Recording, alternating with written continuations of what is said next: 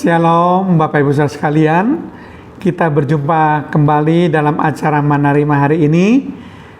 Saya hanya mengatakan tetap bersemangat, tetap bersuka cita, tetap mengucap syukur dalam keadaan apapun, karena Tuhan Yesus yang kita sembah adalah Tuhan yang baik, yang tidak akan pernah meninggalkan Bapak Ibu semuanya, Tuhan yang memelihara Bapak Ibu. Kita akan belajar renungan singkat tentang kebenaran firman Tuhan dalam acara Manarima hari ini. Tetapi sebelumnya kita buka terlebih dahulu dengan doa. Terima kasih Tuhan kalau kami boleh berjumpa kembali dalam acara Manarima hari ini. Dan sebentar Tuhan kami akan belajar mengenai topik-topik akhir zaman, supaya kami boleh mempersiapkan diri untuk menyambut kedatangan Tuhan Yesus yang kedua kali. Terpujilah namamu Tuhan, di dalam nama Tuhan Yesus Kristus. Haleluya, amin. Shalom Bapak Ibu Saudara sekalian, saya tetap akan membahas mengenai topik yang berkaitan dengan kerajaan 1000 tahun.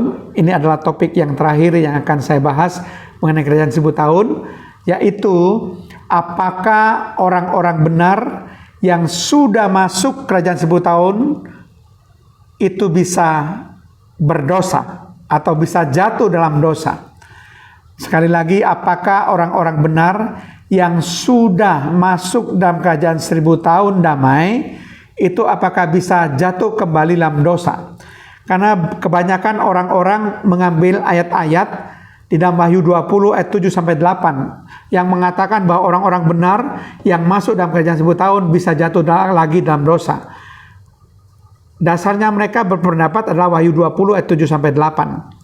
Dan setelah masa 1000 tahun itu berakhir, iblis akan dilepaskan dari penjaranya, dan ia akan pergi menyesatkan bangsa-bangsa pada keempat penjuru bumi, yaitu Gog dan Magog, dan mengumpulkan mereka untuk berperang, dan jumlah mereka sama dengan banyaknya pasir di laut. Nah, kata-kata begitu iblis setelah kerajaan 1000 tahun damai dilepaskan, menyesatkan bangsa-bangsa. Berarti ada orang yang bisa tersesat, ada orang-orang benar yang bisa jatuh lagi dalam dosa.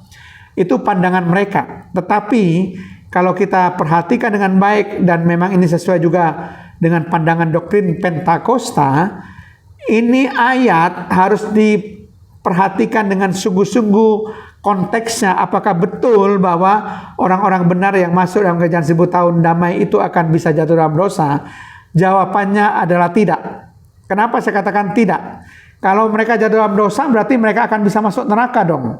Padahal firman Tuhan tidak mengatakan demikian. Coba kita lihat bagaimana keadaan orang-orang yang sudah masuk dalam kerajaan 1000 tahun damai, yang mereka yang tergolong dalam kebangkitan pertama, kebangkitan orang benar, dan masuk dalam kerajaan 1000 tahun damai. Apa kata firman Tuhan dalam Wahyu pasal 20 ayat yang ke-6?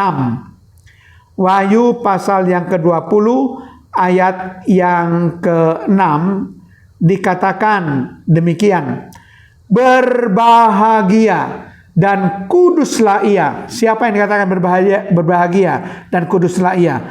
Yang mendapat bagian dalam kebangkitan pertama itu, yaitu kebangkitan orang-orang benar. Saya katakan kebangkitan pertama, kebangkitan orang-orang benar sebelum kerajaan 1000 tahun damai, karena mereka akan memerintah dalam kerajaan 1000 tahun damai. Kematian yang kedua, perhatikan kalimat ini, kematian yang kedua tidak berkuasa lagi atas mereka, yaitu atas orang-orang yang masuk dalam kebangkitan pertama, kebangkitan orang benar. Tetapi mereka akan menjadi imam-imam Allah dan Kristus, dan mereka akan memerintah sebagai raja. Jadi mereka yang masuk dalam kebangkitan pertama akan memerintah sebagai raja bersama-sama dengan Dia, dengan Yesus 1000 tahun lamanya. Nah, menarik sekali bahwa orang-orang yang mendapat bagian dalam kebangkitan pertama, kebangkitan orang benar, kematian yang kedua tidak berkuasa lagi atas mereka. Jadi mereka tidak akan dikuasai lagi oleh kematian yang kedua. Apa yang dimaksud dengan kematian yang kedua?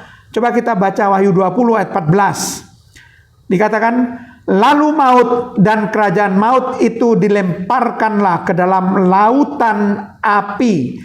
Itulah kematian yang kedua, lautan api. Jadi kematian kedua di sini berbicara tentang neraka kekal.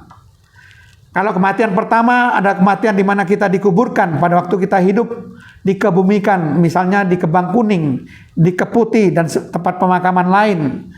Mungkin babat jerawat dan sebagainya. Itu kematian pertama. Tapi kematian kedua adalah kematian kekal, di mana ini merupakan neraka kekal. Dan dikatakan bahwa orang-orang yang memerintah bersama Yesus, orang yang masuk dalam kerajaan 1000 tahun damai, itu kematian kedua tidak berkuasa lagi. Jadi mereka tidak mungkin masuk neraka lagi, saudara. Kesimpulannya adalah mereka tidak mungkin jatuh lagi dalam dosa. Nah, pertanyaannya adalah, siapa yang dimaksud dalam Wahyu pasal 20 ayat yang ke-8, orang-orang yang disesatkan oleh iblis yang dilepaskan setelah kerajaan 1000 tahun.